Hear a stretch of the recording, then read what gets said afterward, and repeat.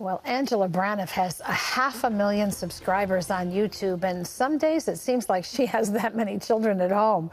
In reality, she has 8, all under the age of 12, and she wouldn't trade her beautiful mess for anything. Angela Braniff is the creator of the popular YouTube channel This Gathered Nest, a podcast host, and a staunch adoption advocate.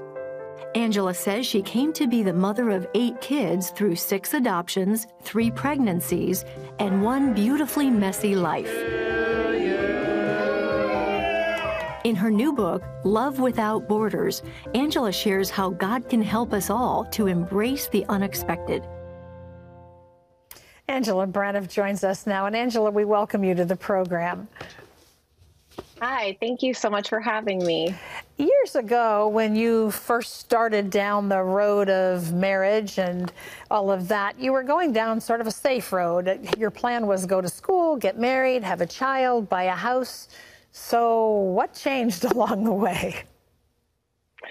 Yeah, I think that I was just sort of going along, checking the boxes that I felt like would equal a happy life. It's kind of what I always grew up believing was exactly what I needed to do.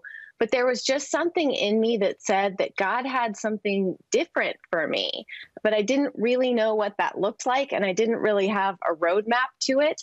And so I just began praying and asking him to show me his heart, to quite literally break my heart for what broke his, and help me to see what he had for my life, because I knew it was going to look a little bit different than the traditional path.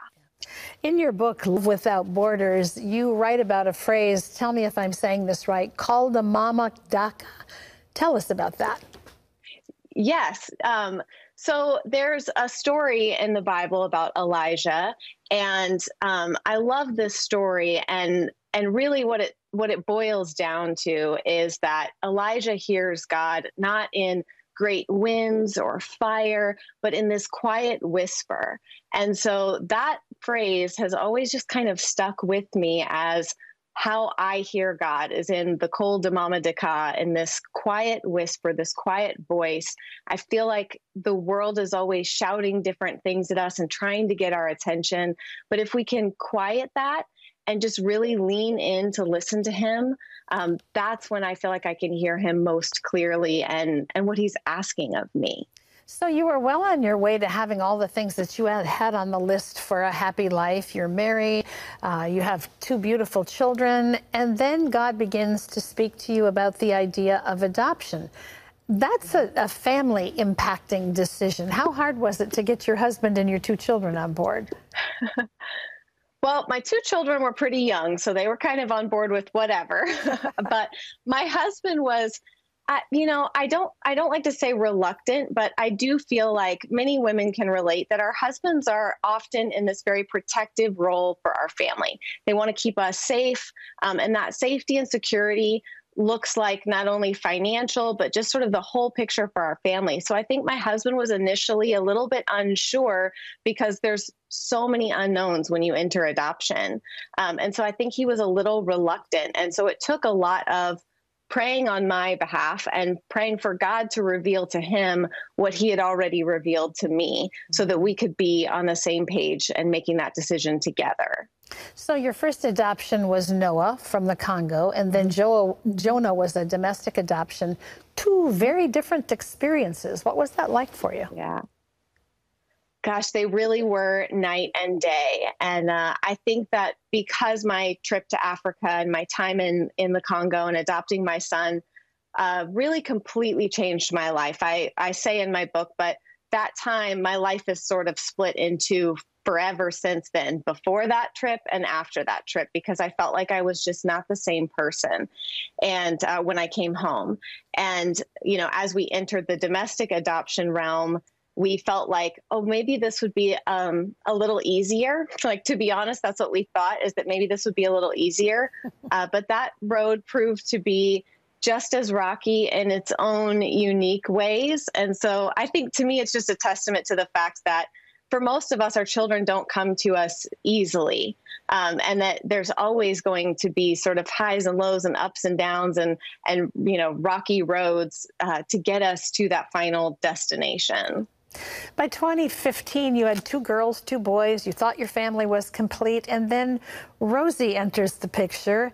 And Rosie is not just another adoption, but Rosie was born with Down syndrome. That had to take some consideration. Yeah, it was one of those things that when God sort of revealed to me that, this is the daughter that I have for you, I really wasn't all that hesitant. And looking back, I wonder if maybe I should have been more concerned about her special needs, but I really wasn't. And my husband was a little bit more concerned. He was a little bit more like, well, we've never even really been around children with Down syndrome. We don't really know anything. But I just knew in my heart that she was my daughter, and I knew that God would equip us as we stepped out in faith. And that's really been like the story of my life, is that I'm never truly equipped for the things he asks me to do until he's like, okay, I'm ready for you to go. And then he starts teaching me along the way and equipping me along the way.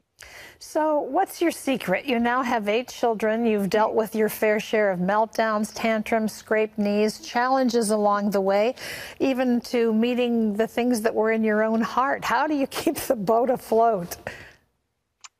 Honestly, it's 100% my faith. I know that we all kind of like to joke around and say Jesus and coffee, as moms, but it is truly the Lord. It is truly my faith that keeps me going every day, and leaning on that and understanding how I find joy in my life each day is by truly being in the palm of his hand and knowing that no matter how crazy or wild my story may seem, and full of ups and downs, that it's always the story that he has written for me, and I can rest in that. Thanks, Angela. Love Without Borders is the name of the book. It's inspiring and available wherever books are sold.